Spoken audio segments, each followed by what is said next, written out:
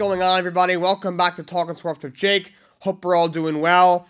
We got some news for the Los Angeles Dodgers. Fernando Valenzuela had number 34 retired by the Dodgers. He was a great pitcher. You know, he came up really young. He had a lot of really good years with the Dodgers. Kudos to him, Fernando Valenzuela, for having his number retired by the Dodgers.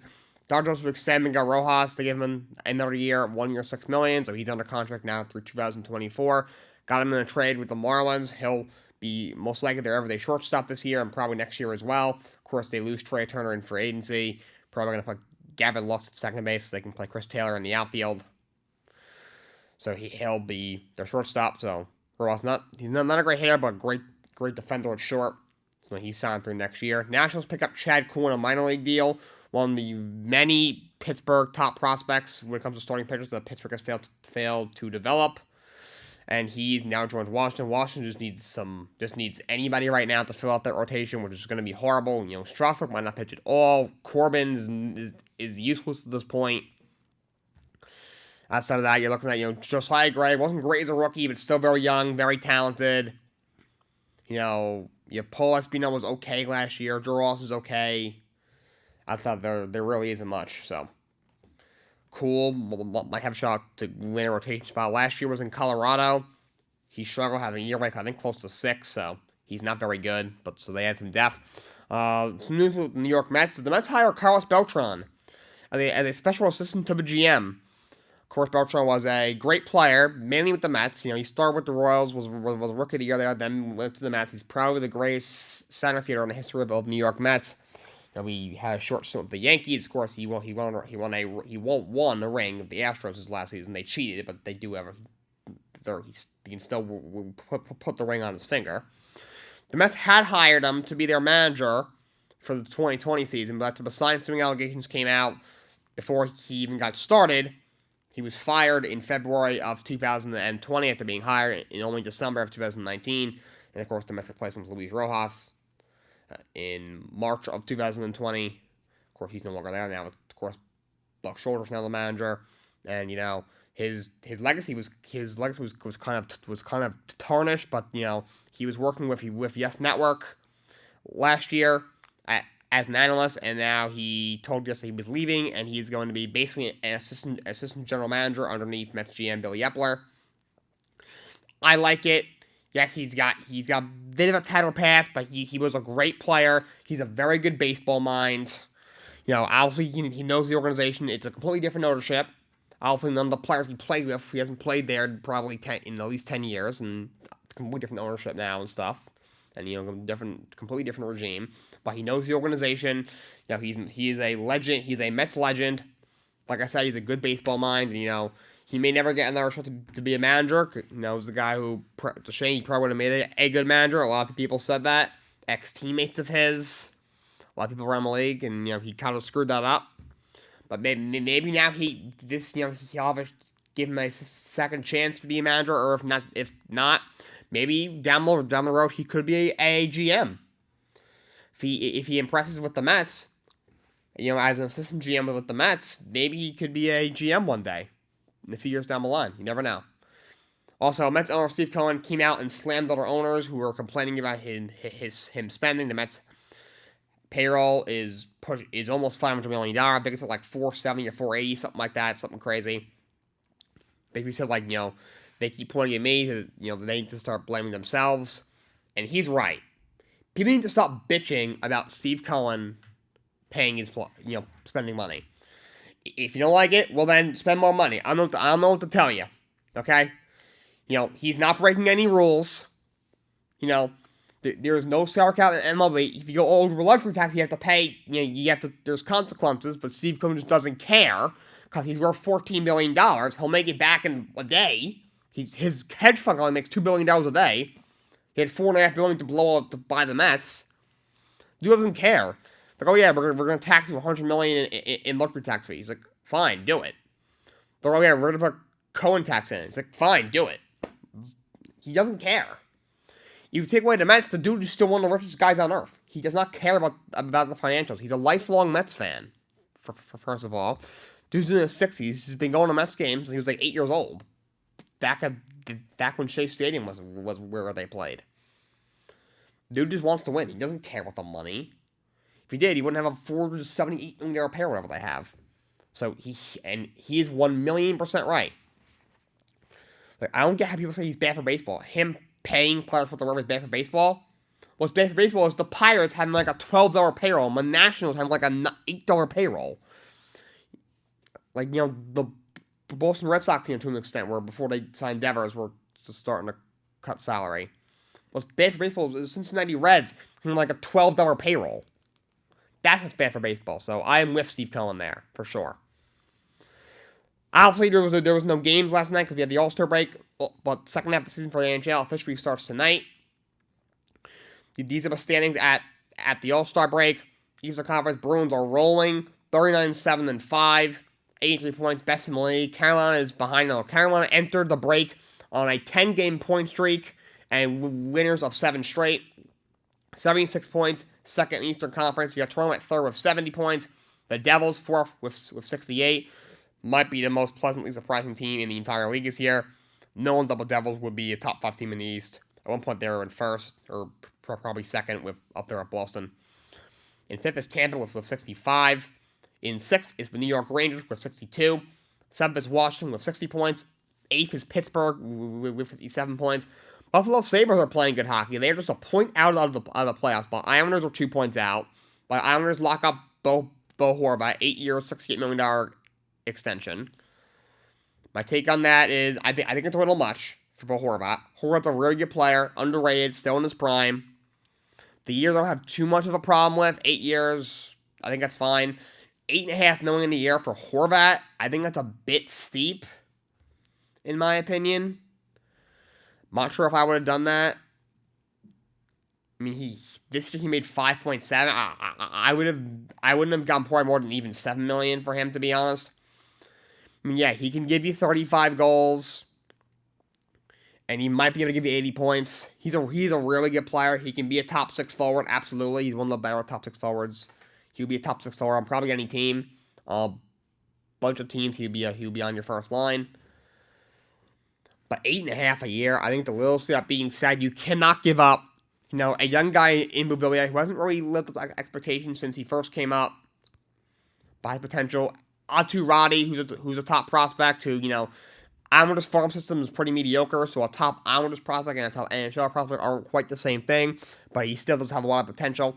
And the first-round draft pick, which is, I think, top protected, but if the Islanders make the playoffs, they lose the pick, and even if they don't make the playoffs, if they finish, just a couple of points, if they're, the first or second team out, they still would give the first-rounder to the Vancouver Canucks, so most likely that pick will go to Vancouver. You can't have Bo Horvat, for a couple of months.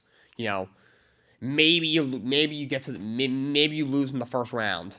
Maybe you get the 8 seed, losing the first round to Boston or Carolina or something like that. Probably in 5 games. You give up, a young player, a top prospect, and a first round pick, and then, you can't even win a single round and have him leave. I mean, it was definitely a desperate move. Lou knew he was getting fired. So he was he decided, let's give up a pretty good haul for Bo Horvat, and then he overpay him to keep him long term. I mean, you have Matthew Barzal and Bo Horvat locked up for 7 or 8 years each now. Brock Nelson's a good player, who I think he's got a bunch of years left on his deal. You have, Noah Dobson's got probably at least 3 or 4 years left on his deal. Young defenseman. Outside of that, I don't really know what they have. It was definitely a desperate move by a desperate franchise, knowing if they don't add a goal scorer, they're probably not going to make the playoffs. And even so, I think they might make the playoffs now, but they're not going to get probably higher than the 7th seed and they're not. I don't see them getting out of the first round. I mean, yes, when they went to Eastern Conference Finals 2 years in a row, no one thought they'd, probably didn't think they'd win around that year. That being said, even with Horvat, 60% of their offense is terrible. Outside of the guy I just named, outside of Matt Barzal, Brock Nelson, and Bo Horvat, who's providing scoring on this team? I guess Pajot, he can give you, maybe he's pretty good. Outside, who's providing anything? You trade away Bouvillier. Aturati could have provided something on the fourth line. He's not there anymore. Like, who else is providing scoring? I don't know who is. Does Horvat help? Of course he does. Whenever you add a guy who already has 30 goals this year to your team at the break, of course he's going to help. He helps. But they still need more. Like, and they've had chances to get goal scorers for years under Lou. They could have had Gabriel Landeskog. Didn't get him. They thought they were getting Artemi Panarin. Didn't get him. Just go down the list. They have swung and missed on so many guys. They thought they were getting Johnny Gaudreau. Didn't get him.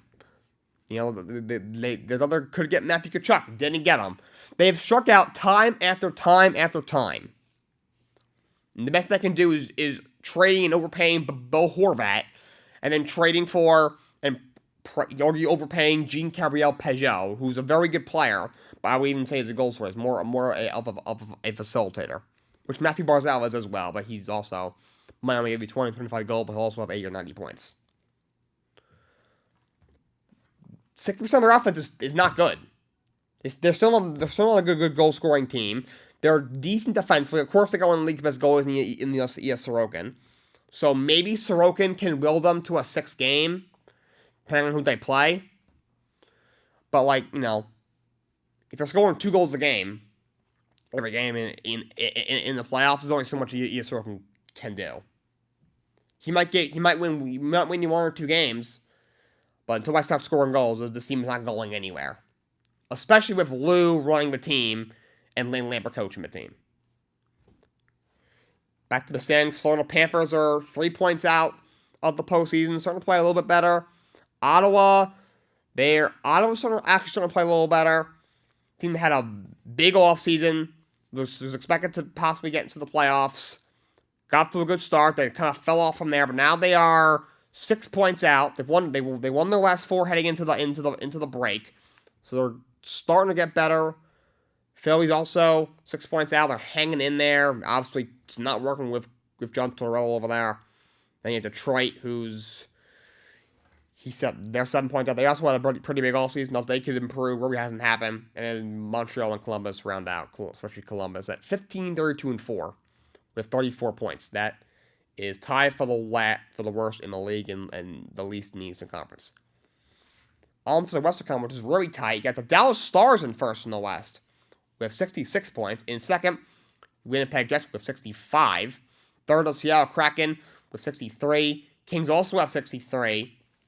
But Seattle's got 4 games in hand. That Pacific Division is jumbled. I can't believe Seattle is leading that division. Vegas Golden Knights are in 5th at 62. For a while, they were leading the West. They limped into the break. They're at 62 right now. They're in 5th, but only 4 points out of first place still. Edmonton's in 6th with 60 points. They're playing well, but, I mean, they got the 2 best players in hockey. Stuart Skinner, the goaltender, has been good. Everyone else is really not doing that much. They're a 2-man show, basically, at least on offense. Minnesota is in 7th with 58. Colorado is in 8th with 57. Of course, they dealt with a lot of injuries this year. Calgary also with 57, but Colorado's got 2 games in hand. Nashville's 3 points out.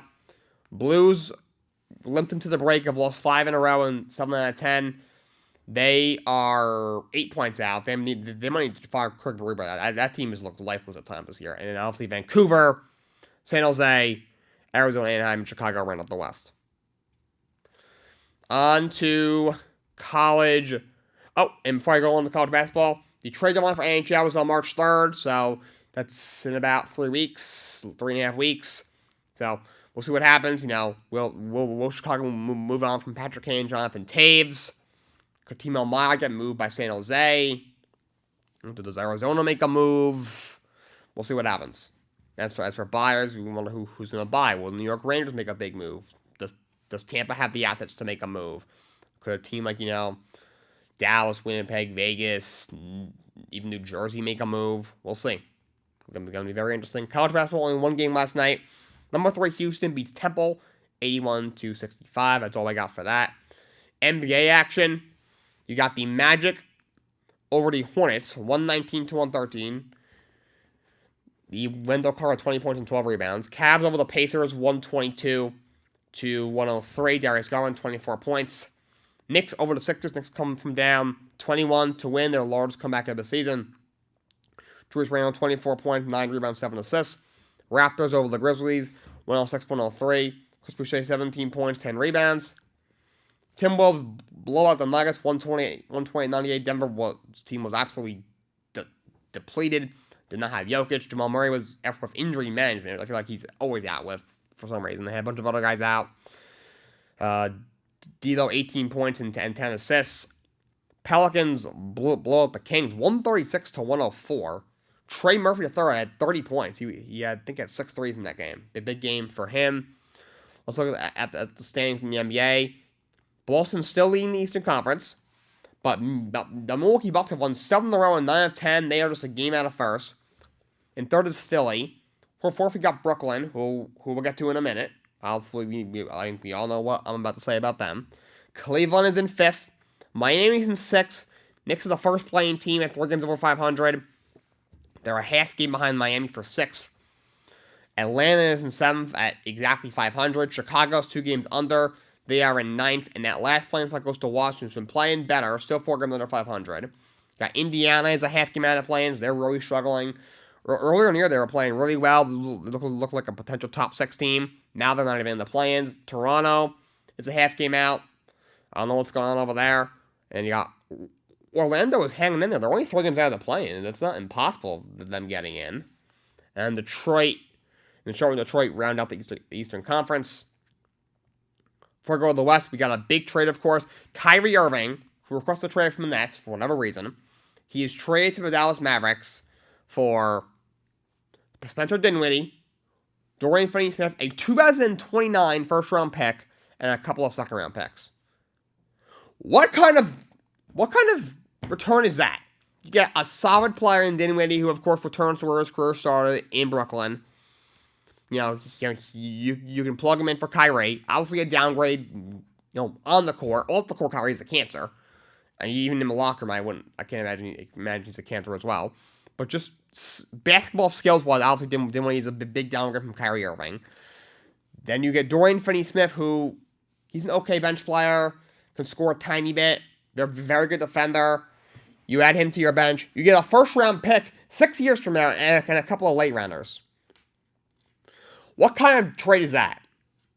I can understand why you want to give him to the Lakers. There's rumors, the Lakers didn't want to put Russ. Lakers never officially offered Russ, who they might have wanted. I'm not sure if they would have wanted them or not. Brooklyn wanted Austin Reeves and/or Max Christie. And the Lakers weren't going to give up those guys if Kyrie didn't agree to at least a 2-year extension. I heard Joe Sykes didn't want to send Kyrie to the Lakers. I think he's like, you know what, Kyrie, screw you. I'm tired of your act. I'm not going to trading you wherever you want. I don't blame him. But you had, the Suns offered Chris Paul, who is, close to 40, not the same, but can still help a team. I don't know about in the playoff, but at least in the regular season can still help a team. Jay Crowder, who I don't know what the deal is with him. Let's get him out of Phoenix at this point. He can help you out the bench, can shoot a little bit, very good defender, veteran, a lot of playoff experience. Good guy to have in the locker room. And multiple draft picks. I think that was better than what Dallas gave him. The Clippers might have had the best offer. Clippers offered Luke Kennard, who's a good shooter. Terrence Mann's a solid role player to have on your bench. And they offered a first rounder and multiple pick swaps. That might have been the best offer, and they said no. I don't know what Showmark is still doing there. This team had James Harden, they had Kyrie Irving and Kevin Durant. And they won 1 playoff series. One playoff series. The New York Knicks across the street have one playoff series win probably in the last decade. So the Knicks won as many playoff series in the last decade, and that's with Harden, Kyrie, and Durant. Kevin Durant, top 5, not top 3 player in basketball. One of the greatest scorers ever. When he's healthy, might be the league's best player. Harden, another all-time great scorer. When he was up the top and he was arguably a top 3 player, at least top 5. Kyrie, when his head is screwed on straight and he's healthy, he's at least a top 10 player in the game. Has some of the best hands this league's ever seen. And you won 1 playoff series? So this is what you gave up. you had something working. You had D'Lo, who was becoming a really good young player, great scoring guard. You had Joe Harris, who was developing into a really good shooter. You had Jared Allen, who was developing into a really good, 5. Karis LeVert, when healthy, was a really good, second or third option, really good scorer. You had all that. You had Spencer Dinwiddie, who was a good scoring guard. You had a good young coach in Kenny Atkinson. And look at everybody you had on his staff. You had Ime Udoka, who obviously has off the court issues, but we saw last year he is a good basketball coach. You had Mike D'Antoni, who's a solid coach. He's been around a while. He almost went to the finals with the Rockets a couple of times. It wasn't for the Warriors dynasty, he probably would have had a ring. If Chris Paul didn't get injured in that playoffs, he probably would have had a ring.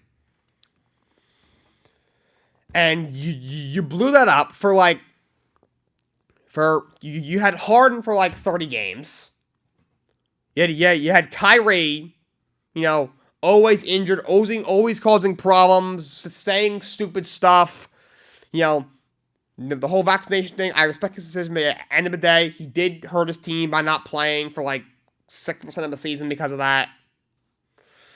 He brought in KD, who when he's played, of course, has been amazing, but he's caused so much drama off the court. He's never healthy.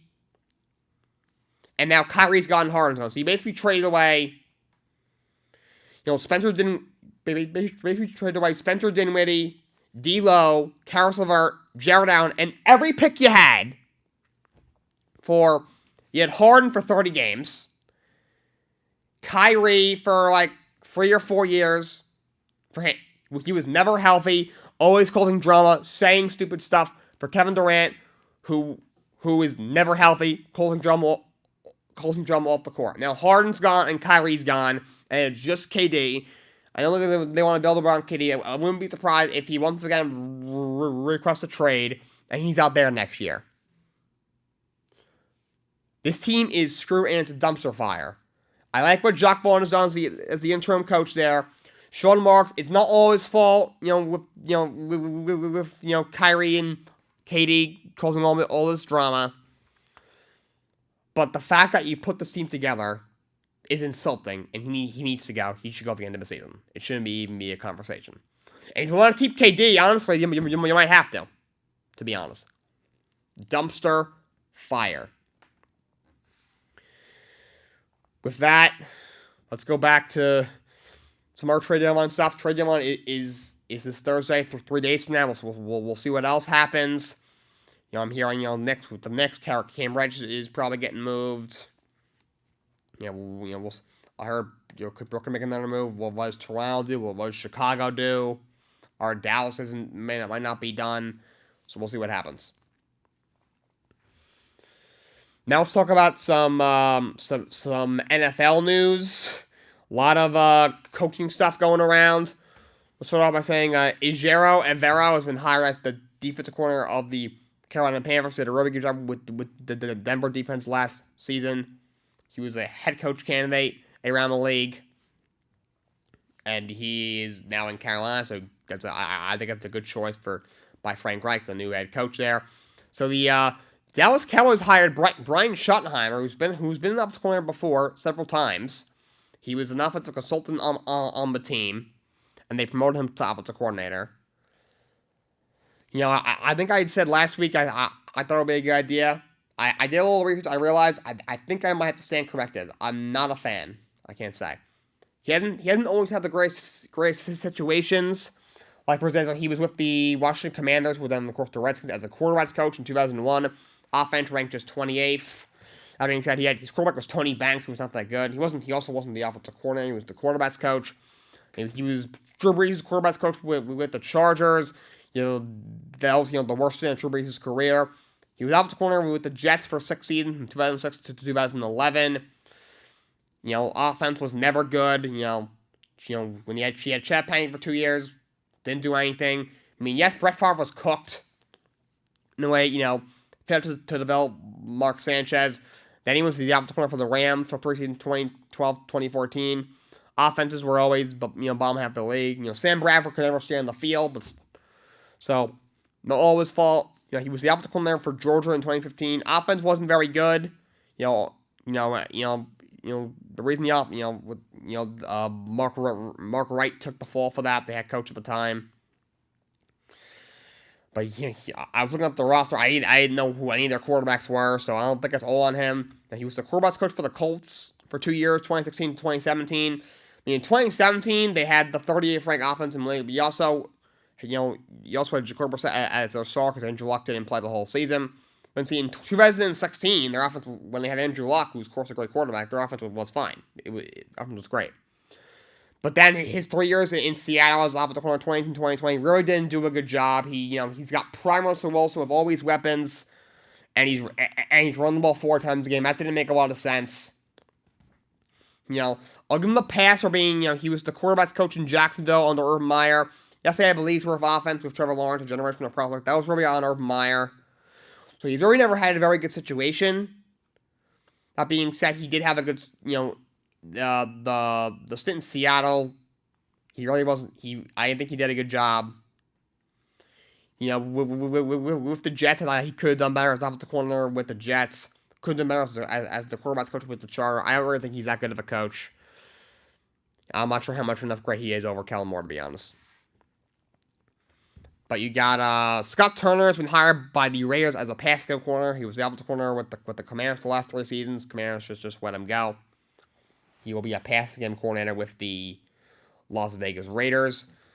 We got the Saints hire Alabama defensive coordinator Todd Grantham as a defensive assistant, so he takes the step to the NFL.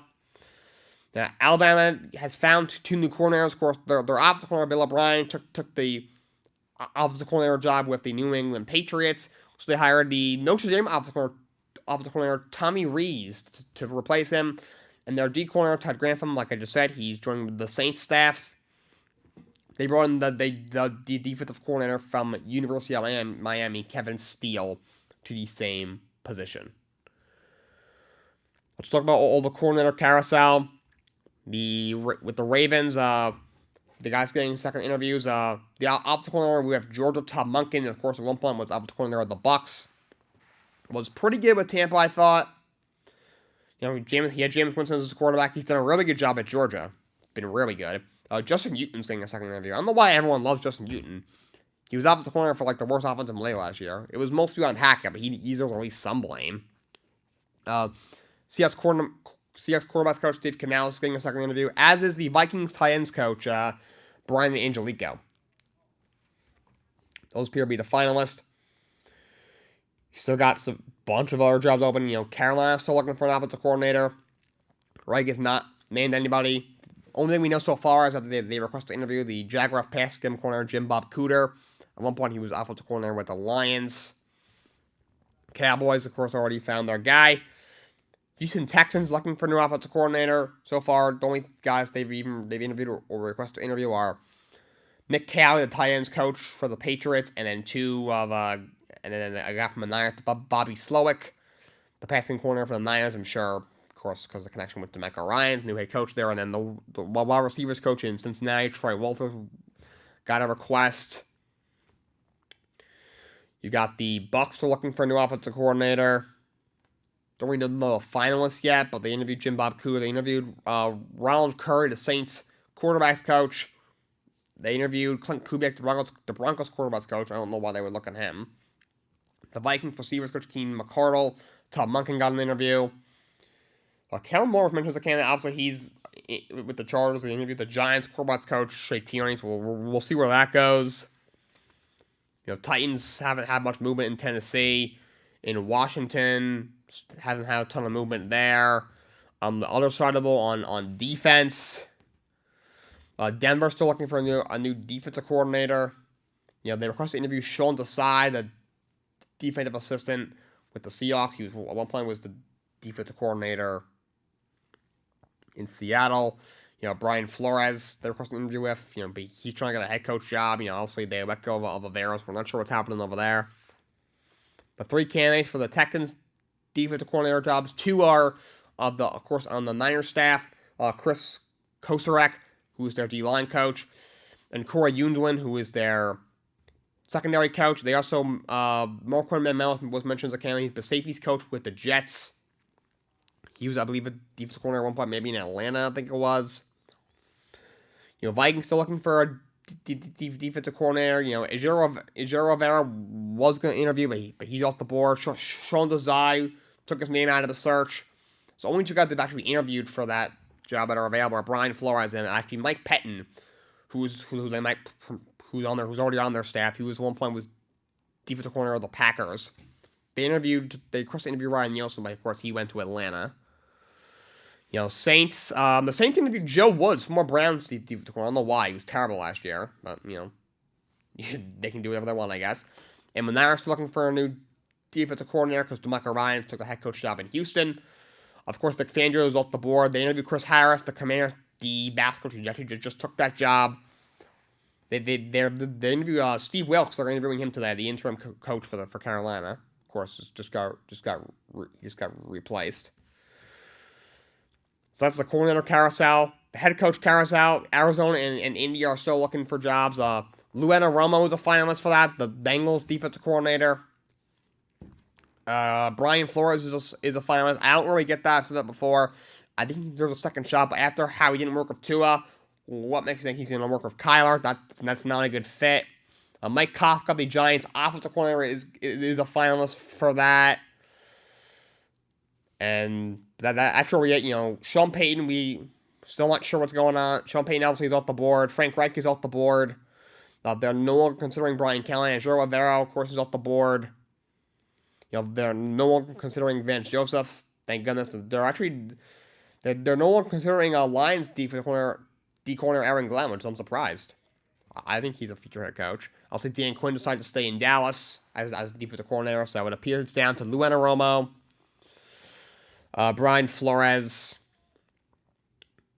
and Mike Kafka. That's what we have right now. Carolina, of course, already chose, as did Denver, and Houston. Indy, who's doing a very deep search. Eric Bieniemy, the Chiefs offensive coordinator, supposedly still in the mix. They did a second interview with the Packers special teams coordinator and the Raiders interim coach Rich Bisaccia,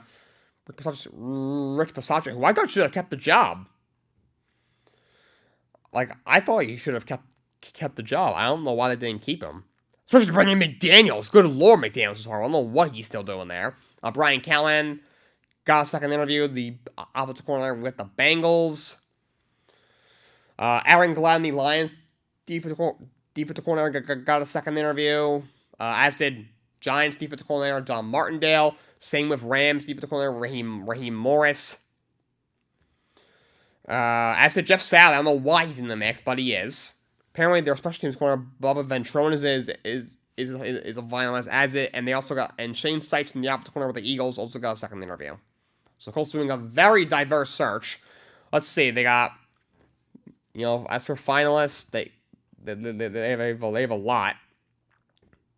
They have 1, 2, 3, 4. That's 5. That's 6. That's 7, 8. Pierce area, they have 9 finalists right now. It's doing a very diverse search. Might wait until after the Super Bowl, which of course is on Sunday. So we'll see what happens there. That's the coaching carousel for the NFL. Just a couple of other some smaller news. Matt Rose suing the Panthers, supposedly they owe him $5 million. We'll see what happens there. Kyle Shanahan says he expects Jimmy Garoppolo to leave. We'll see what happens with Brock Purdy now might not be able to play next year with a shoulder injury. Even though it's the elbow injury, he's basically having Tommy John. Now what do they do with Trey Lance? The whole thing with Joe Mixon, his charge was dropped. And by the way, the Pro Bowl, so stupid. The players will look like they had fun, but that Pro Bowl was so stupid. So dumb. Pathetic. Absolutely pathetic. Before I close out, let's talk about some wrestling. SmackDown from Friday. You had Braun Strowman and Ricochet teamed up, and they defeated Imperium, which is not good for his two buddies, Giovanni Vinci and Ludwig Kaiser. Charlotte Flair defends her SmackDown Women's Championship against Sonya Deville, so she remains the champ. The Viking Raiders defeat the Brawling Brutes in a tag team match. And then you had, of course, you had the star attraction. You had Roman Reigns come out and he was, talking about Sami Zayn, saying like, oh, when I stared into his eyes, I didn't see trust from him, and then Sami Zayn then attacked him from behind, saying, I never want anything from you, but now I do. Now I want the WWE Universal Championship. I want to fight you at Elimination Chamber, and then Solo Sikoa and Jey Uso attack him from behind, and then Solo was back to his running slam, ram into him in the corner with a chair on his neck. But Roman stopped him and said, I'll fight you at Elimination Chamber, in front of your family, because it's in Canada where he's from. So that match is going to be a great match. You had, by the way, no Jey Uso, so I'm not sure what his status is. We will see. Natalya and Shayna Baszler. Natalya beats Shayna Baszler, Zelina Vega, and Shotzi in a match there. So I think she'll be in the Elimination Chamber. I'll get you guys more on that when some things are clarified. And that is all for Friday Night SmackDown. That's all I got for you guys today. Until next time, so long, and have a great day.